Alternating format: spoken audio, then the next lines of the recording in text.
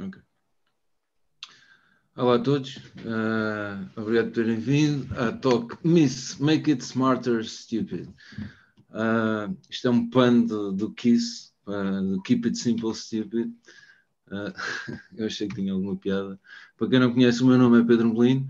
Eu sou Security Researcher em full time já há uns anitos. Os meus contactos estão aqui.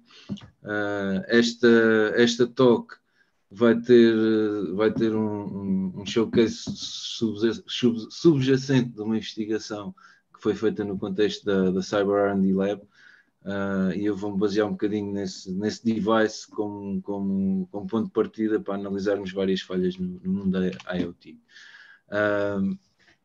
No fundo, isto é sobre o Smart IoT Security. O Smart, eu confesso que é um bocadinho clickbait, porque não há muitas coisas smart hoje em dia que a gente acha que são realmente smart, no sentido de o futuro chegou, né? Portanto, vamos falar de erros comuns, de erros clássicos, de erros que são recorrentes, de erros estúpidos, de erros que são estranhos, mas no fundo toda uma classe de vulnerabilidades que nós sabemos que existem, a maior parte delas, mas que continuam a ser repetidas. A motivação para esta research, ao princípio, era que queríamos pesquisar coisas que tivessem devices, portanto, peças de hardware que tivessem features de artificial intelligence ou machine learning e tentar um pouco usar essas features e abusar dessas features do ponto de vista da segurança. E tentar encontrar cenários, attack cenários que fossem válidos. A motivação para a talk em si, no fundo, é partilhar os resultados e continuar a pressionar os vendors e os fabricantes para levarem a segurança um pouco mais a sério. Mas falaremos disso um bocadinho mais à frente. A agenda para hoje vai-se basear numa campainha inteligente, numa Smart Doorbell. Eu vou confundir um bocadinho os termos, porque eu treinei talk em inglês e os slides têm em inglês, mas acho que dá para perceber.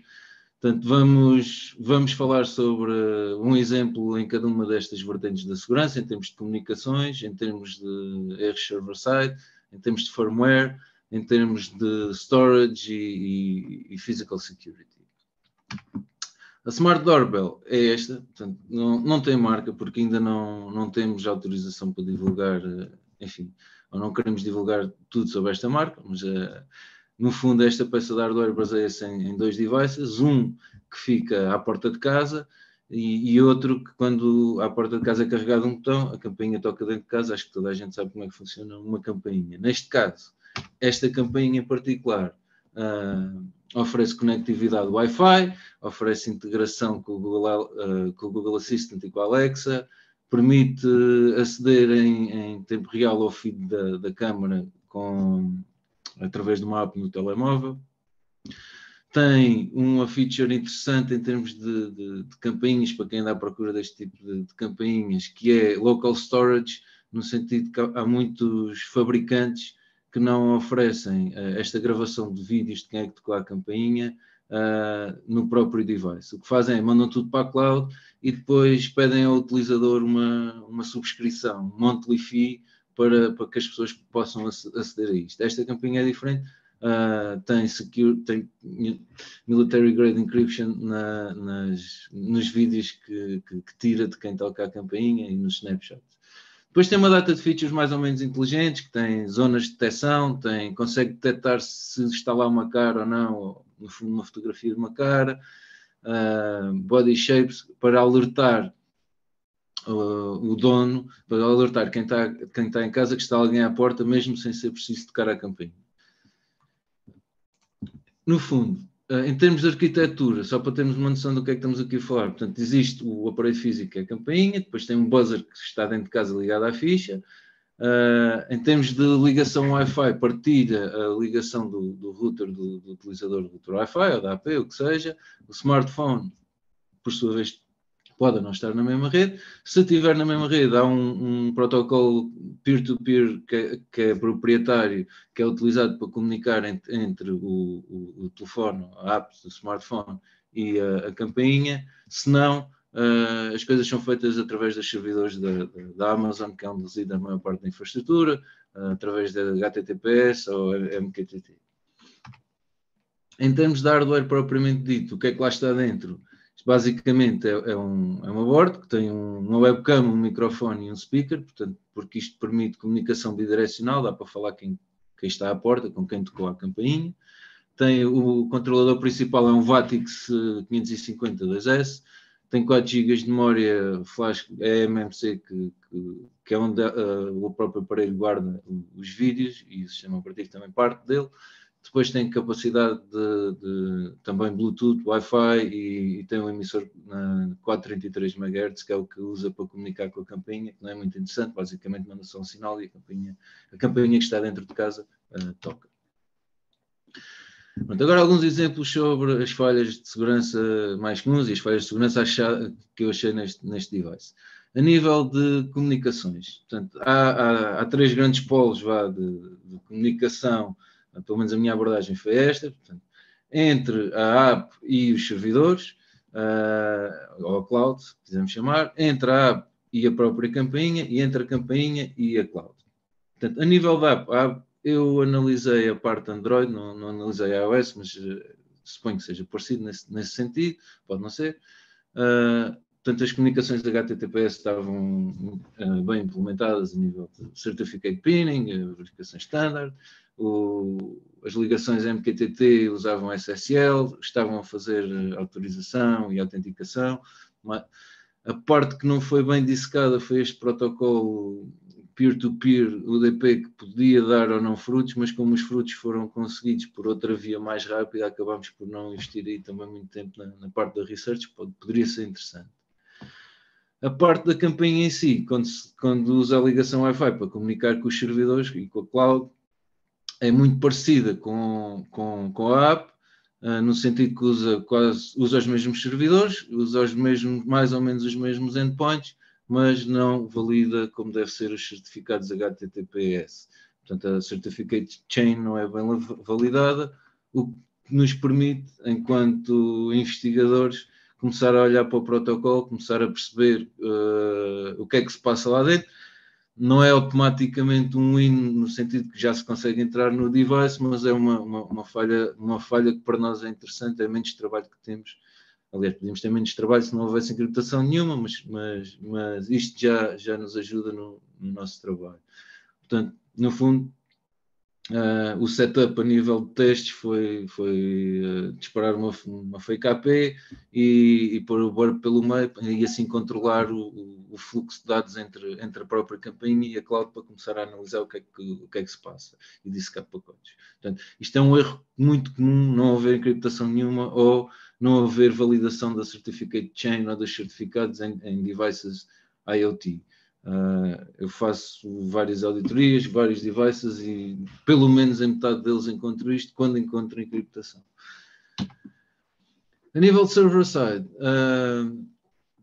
foi interessante aqui um dos pormenores, porque eles dizem que não guardam dados, só guardam os dados na própria campainha, não guardam na cloud, e o que eu descobri foi que não é bem assim. De 10 em 10 minutos a campainha tira um snapshot e envia para os servidores na cloud.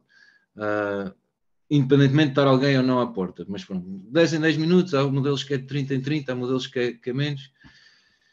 Porquê? Ficamos sem saber.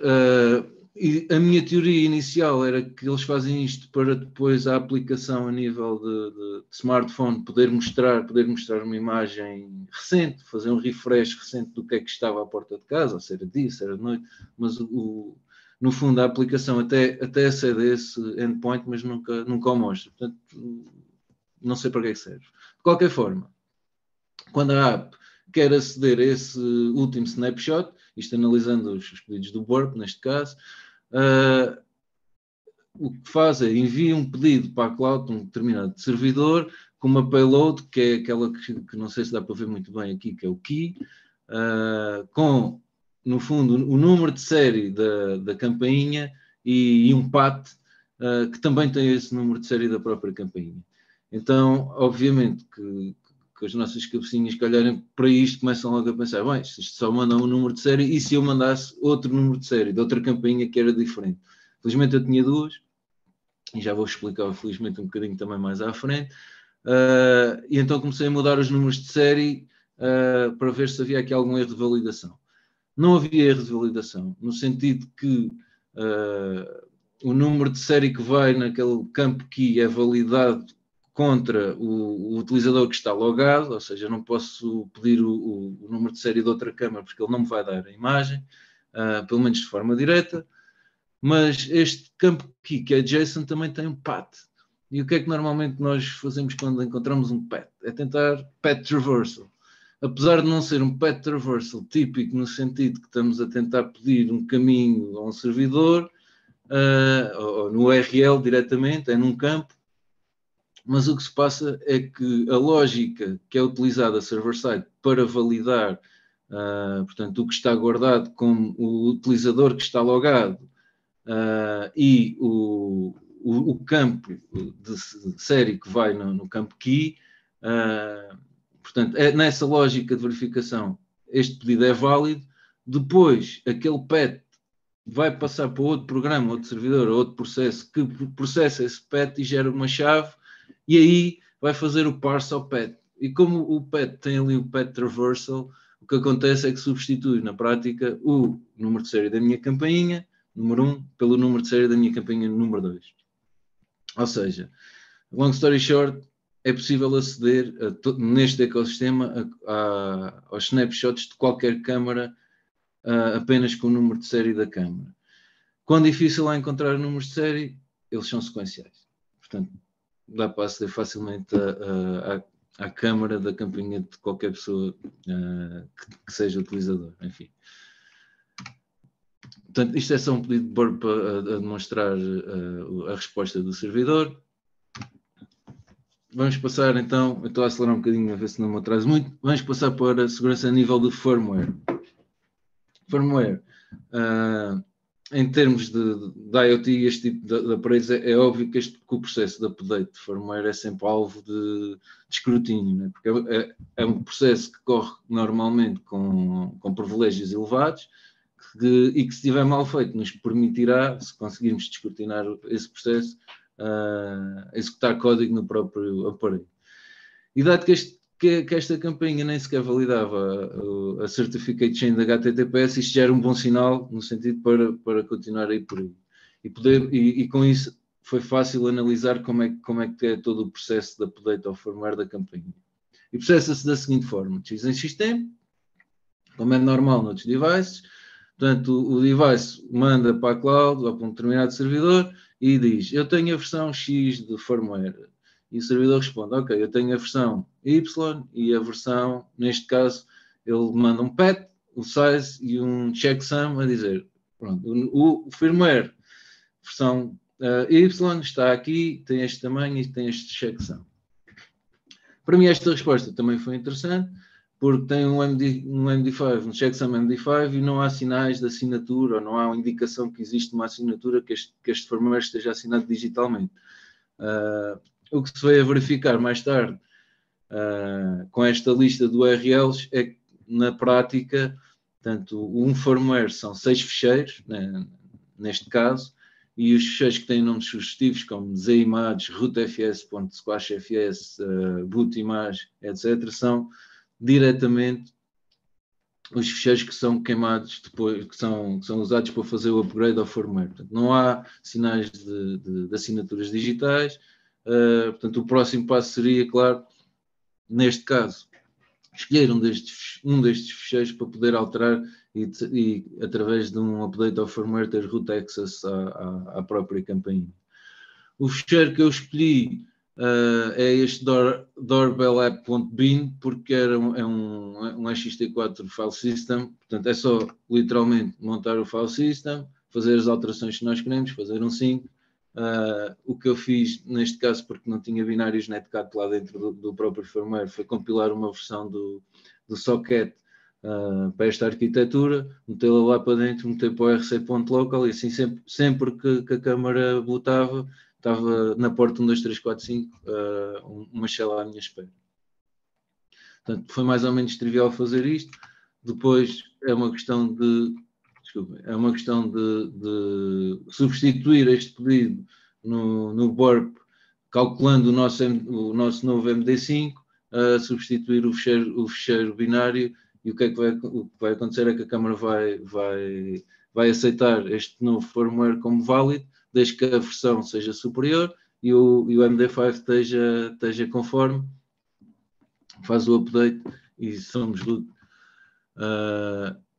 e confirma-se aqui no processador a placa Vatix, que era, ou seja, aquelas fotos da campainha aberta, não cheguei a abrir mesmo o aparelho, foram sacadas online porque pediram para ter algum cuidado e desta vez não destruir um device nas minhas tentativas de entrar.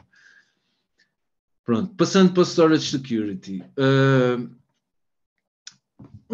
Um aparelho deste tipo que está no exterior e que pode ser facilmente, no fundo, roubado por um atacante e que, neste caso, possa conter informações que são sensíveis, tais como fotos, fotografias e vídeos de quem é que tocou e quando, devem ser tomadas algumas precauções para os dados que estão guardados lá no aparelho. O vendedor, neste caso, tem perfeita noção disso, daí na própria webpage falar em Military Grade Encryption, ou seja, as coisas estão muito bem guardadas dentro do aparelho, etc. E de certa forma é verdade. O algoritmo que usam é AES 128, bem, é 128, mas não é por aí, está bem, o modo de utilização também está bem implementado.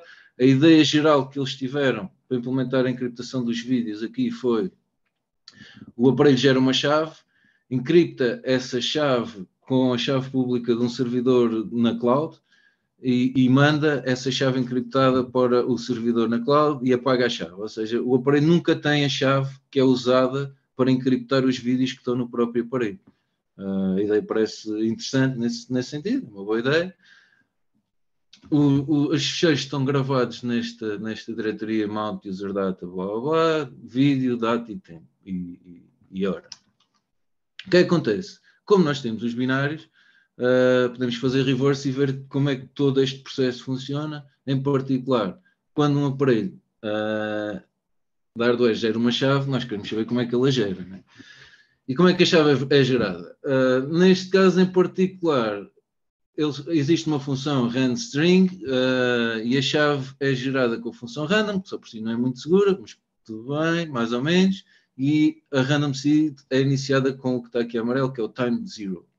Time zero em C, só para relembrar, devolve o número de segundos, o timestamp em segundos, portanto nem em milésimos de segundo, é em segundos da data atual. Isto é um bocado estúpido, porque de certa forma, quando dizem que a encriptação é difícil, é que às vezes é fácil pensar de uma forma errada que estamos a gerar, entre aspas, um número aleatório quando não estamos. Primeiro que tudo, como o time zero gera um timestamp em segundos, não é muito difícil iterar todos os segundos desde que a câmara foi construída até a data de hoje e tentar desencriptar um vídeo por brute force e chegar e distinguir o que é um resultado válido daquele que não é. Mas nem sequer é preciso fazer brute force, nem sequer é preciso inventar, porque o próprio timestamp que o time zero devolve é o mesmo que está no file system quando o ficheiro é criado e é o mesmo que está no próprio nome do ficheiro. Ou seja, para desencriptar um ficheiro, só é preciso olhar para o campo date e time e usar aquele processo de gerar a chave e desencriptar o ficheiro. Portanto, Military Grade Encryption, é isto. A nível de Physical Security, neste caso, porque na altura reparei que o device em si, que a campainha tinha uns pinos lá por trás, portanto o cenário que eu estava à procura era se seria possível para alguém que tivesse acesso físico, ou um atacante tivesse acesso físico ao aparelho, executasse um ataque, conseguisse tirar informação, ou flashar um firmware, ou quer que seja, ter acesso à campainha, de forma rápida, mas sem ter de estar a partir e a abrir o aparelho e sem ser aquele cenário de roubar a campainha e depois de ir desencriptar os vídeos. Se virem aqui esta imagem, dá para perceber mais ou menos como é que a campainha é desencaixada da parede. Portanto, o próprio sistema físico de montar a campainha na parede é uma tampinha, a campainha encaixa para desencaixar é só pôr um pin por baixo e ela salta fora. Portanto, demora literalmente 3 segundos a fazê-la saltar fora, o que não é muito bom neste sentido. E depois por trás, estes pins, aqueles 6 pins que estão à esquerda, são pins que estão expostos. E eu achei interessante terem pins expostos. Há muitos devices que têm os pins expostos logo, outros que têm uma tampinha, neste caso estão expostos. Na imagem da direita podemos ver que o silk screen, não dá para ver muito bem, mas o silk screen está marcado com cada pin como D- e D ground em cima, e D+, in e TX em baixo. Infelizmente não há nenhum RX aqui marcado, está marcado noutro sítio ainda mais à direita, que são pins que não são acessíveis pelo lado de fora. Porquê é que isto é importante? Porque efetivamente o pin TX corresponde a uma porta série, portanto, ligando um serial converter é possível, ligando ao computador, é possível ver o boot screen, o bootlog, mas não é possível interagir com ele, pelo menos diretamente e sem abrir a campainha, que era isso que eu não queria fazer, era estragar. Portanto, de certa forma, ganha-se aqui alguma informação já vendo o bootlog, mas aquela marcação no silk screen D- e D ground D+, e in é um telltale sign da nomenclatura USB para OTG suporte. Ou seja, provavelmente aqueles 5 pins que fazem parte de um breakout USB. Uma das cenas fixes de ter impressoras 3D é não estar sempre a imprimir coisas patetas que não servem para nada, ou brinquedos para a minha filha. Também dá para imprimir cenas destas. No fundo, o da esquerda foi só uma maneira de conseguir ter lá os pinzinhos. O da direita já tem, o gizmo da direita já tem uns pogo sticks, que é para ser um bocadinho mais rápido, porque depois os pins saltam, é complicado estar a fazer, mas era completamente possível, com um bocadinho de trabalho, fazer um cabo mais à medida, que seja só encostar nesta campainha. Isto é só a nível demonstrativo. E no fundo, o que é que acontece? Aquele pinout é ligado a um cabo micro USB, um socket micro USB, e depois é só ligar ao computador. Problema: assim que eu faço isto, não acontece nada. Portanto, o computador não detecta que foi ligado nenhum device, não dá sinal que está lá nada ligado. Eu com o osciloscópio consigo perceber que está lá qualquer coisa, portanto, algo que se passava. Felizmente, no bootlog estavam algumas pistas. Uma delas era add any key to stop auto boot, one key is not pressed. Ora bem, se eu não tenho teclas para oprimir, sobram duas hipóteses. Neste caso, as duas hipóteses é o botão grande da campainha, o botão fisicamente de tocar a campainha, mas por trás também há um botão pequenino que é o botão reset. E o que acontece é que quando se liga a campainha com o botão reset pressionado, a campainha entra no boot state. E o boot state termina com o seguinte entrada de logo: boot from fast boot. Para quem gosta de Android já percebeu mais ou menos onde é que isto vai parar. O que é que acontece? No próprio computador, o device então é detectado se for bootado desta maneira.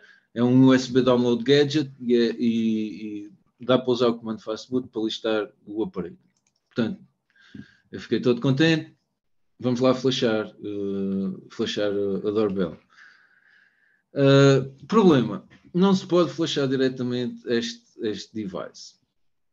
Depois de andar a perceber como é que são os file systems, neste caso era o nome do file system que eu queria flashar, era o System A, que era o correspondente ao Doorbell App, porque se bem se lembram, existem mais 6 ficheiros a nível de update de firmware e cada um tem a sua partição, por assim dizer.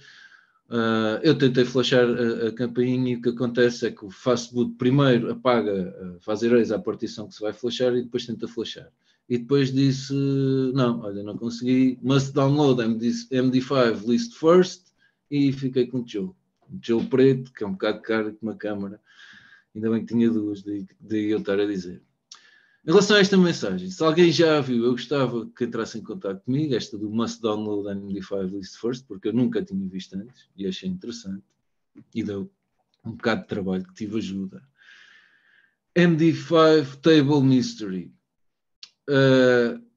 como é que se resolveu isto? Foi fazendo o reverse ao bootloader e tentando ir, através daquela mensagem, tentar perceber o que é que estava a fazer trigger para aparecer aquela mensagem.